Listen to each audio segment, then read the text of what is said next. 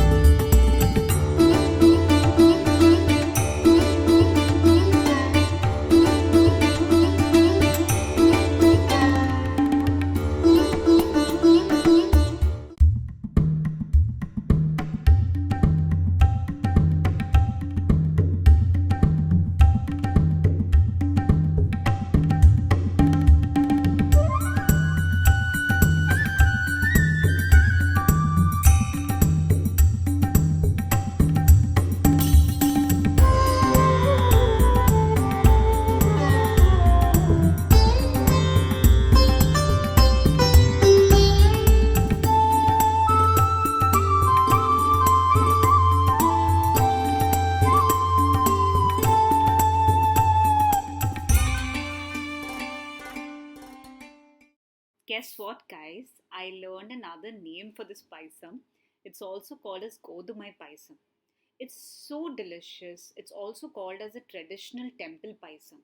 So do try it. It's a 10 minutes quick recipe.